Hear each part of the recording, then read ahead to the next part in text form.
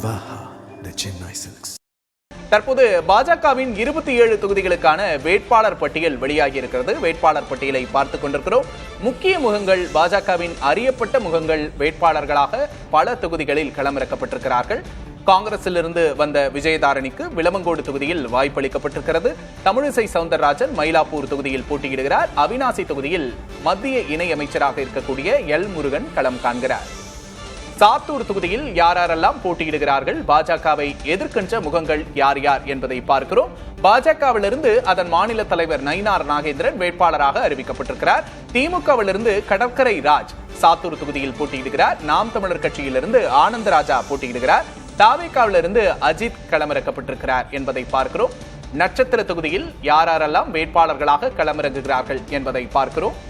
அடுத்ததாக கோவை வடக்கு தொகுதியை பார்த்துக் கொண்டிருக்கிறோம். கோவை வடக்கு தொகுதியில் பாஜகவின் சார்பாக வானதி சீனிவாசன் களமிறங்கி இருக்கிறார்.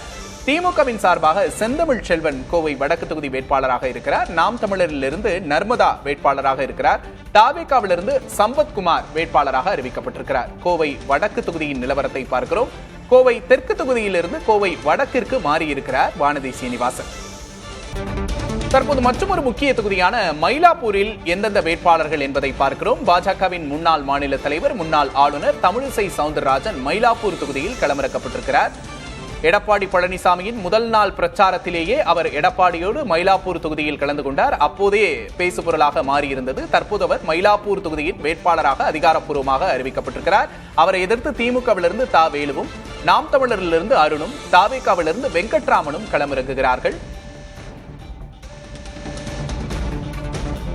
210 தொகுதிகளில் வெற்றி என்ற இலக்கை அடைவது உறுதி என்று குறிப்பிட்டிருக்கிறார் அண்ணாமலை. பாஜகவின் முன்னாள் தலைவர் அண்ணாமலை அனைத்து வேட்பாளர்களுக்கும் தனது வாழ்த்துக்களை தெரிவித்திருக்கிறார். அவருக்கு வாய்ப்பு வழங்கப்படாதது பேசுபொருளான நிலையில் அண்ணாமலையின் கருத்தையும் தற்போது பார்க்கிறோம். திருவண்ணாமலை தொகுதியில் பாஜகவின் சார்பாக ஏழுமலை போட்டியிடுகிறார்.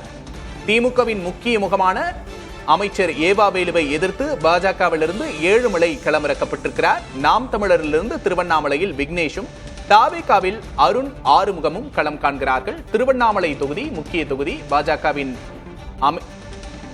ஏழுமலை களமிறக்கப்பட்டிருக்கிறார். திமுகவின் அமைச்சர் ஏவா வேலு போட்டியிடும் முக்கிய தொகுதியான திமுகவின் வலுவான தொகுதிகளில் ஒன்றாக பார்க்கப்படும் திருவண்ணாமலையில் பாஜகவின் சார்பாக ஏழுமலை களமிறக்கப்பட்டிருக்கிறார்.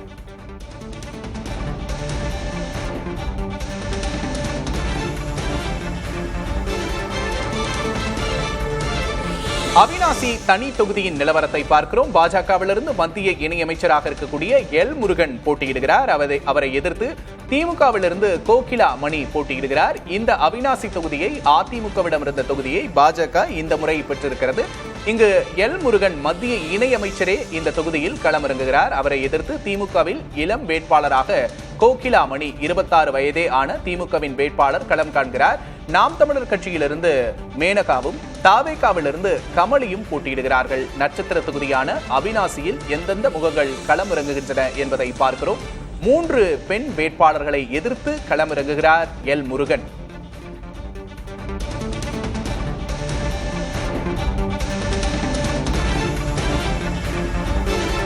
உதகை தொகுதியின் வேட்பாளராக போஜராஜன் களமிறங்குகிறார்.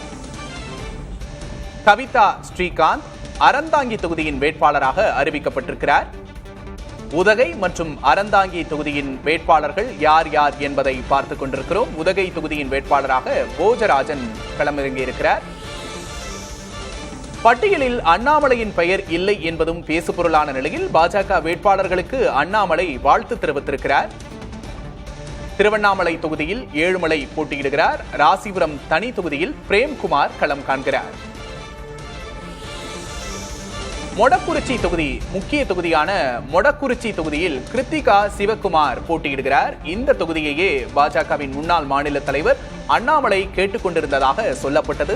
இந்த தொகுதியில் தற்போது கிருத்திகா சிவகுமார் வேட்பாளராக அறிவிக்கப்பட்டிருக்கிறார்.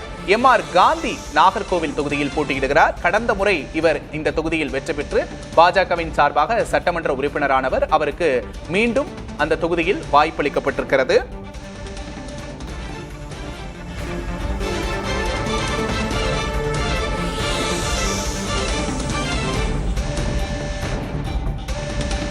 அதேபோல கந்தர்வக்கோட்டை தொகுதியில் ராமச்சந்திரன் போட்டியிடுகிறார். புதுக்கோட்டையில் தங்கராஜ் வேட்பாளராக களமிறக்கப்பட்டிருக்கிறார். பாஜகவின் வேட்பாளர்கள் முக்கியமாக கந்தர்வக்கோட்டை தொகுதியில் ராமச்சந்திரன் களமிறங்குகிறார், புதுக்கோட்டையில் தங்கராஜ் களமிறங்குகிறார் என்பதை பார்க்கிறோம்.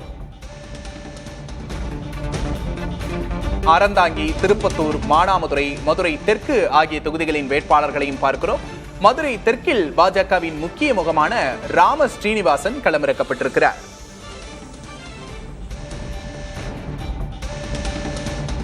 புதுக்கோட்டை தொகுதியில் ராமச்சந்திரன் வேட்பாளராக களமிறக்கப்பட்டிருக்கிறார். திமுகவின் 2 முக்கிய அமைச்சர்கள் இருக்கக்கூடிய புதுக்கோட்டை பகுதியில் பாஜக வேட்பாளரை பார்க்கிறோம். ராமச்சந்திரன் புதுக்கோட்டை வேட்பாளராக களமிறக்கப்பட்டிருக்கிறார்.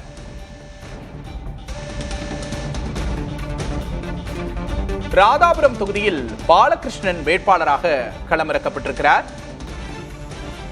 திருச்செந்தூர் தொகுதியில் ராதாகிருஷ்ணன் வேட்பாளராக அறிவிக்கப்பட்டிருக்கிறார்.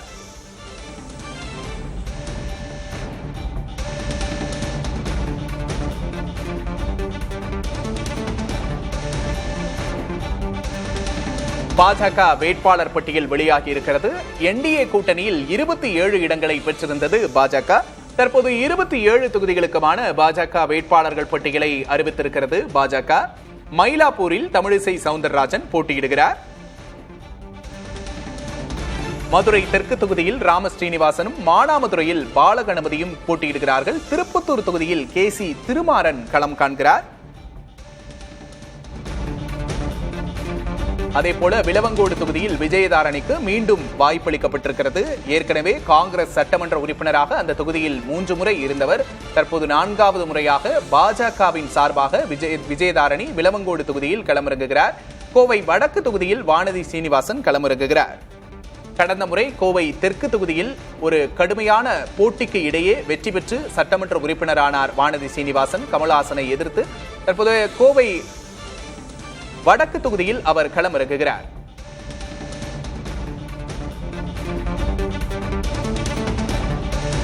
குளச்சல் தொகுதியில் சிவக்குமாரும், பத்மநாபபுரம் தொகுதியில் ரமேஷும், விளவங்கோடு தொகுதியில் விஜயதாரணியும் களமிறங்குகிறார்கள். பாஜகவுக்கு கணிசமான வாக்குகள் இருக்கக்கூடிய தொகுதியான கன்னியாகுமரி மாவட்டத்தின் தொகுதிகளில் எந்தெந்த தொகுதிகளில் பாஜக போட்டியிடுகிற வேட்பாளர்கள் அறிவிக்கப்பட்டிருக்கிறார்கள். அண்மை செய்தியை பார்க்கிறோம்.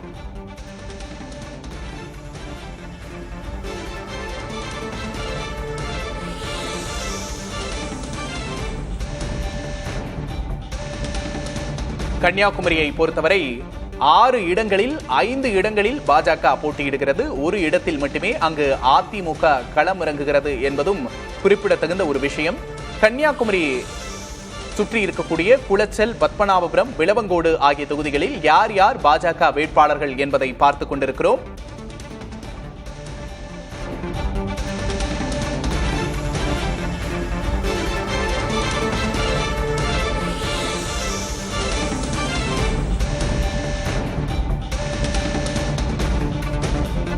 தளி தொகுதியில் நாகேஷ்குமாரும், திருவண்ணாமலை தொகுதியில் ஏழுமலையும் போட்டியிடுகின்றன. திருவண்ணாமலை தொகுதி முக்கிய தொகுதி, திமுகவின் அமைச்சர் ஏவா வேலு இருக்கக்கூடிய ஒரு தொகுதி. இந்த தொகுதியில் ஏழுமலை என்பவர் வேட்பாளராக அறிவிக்கப்பட்டிருக்கிறார்.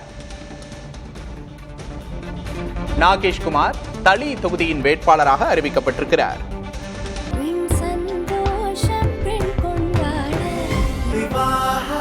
மணப்பெண்ணின் பிரத்யேகமான திருமணம் விவாஹா தி சென்னை சில்க்ஸ்.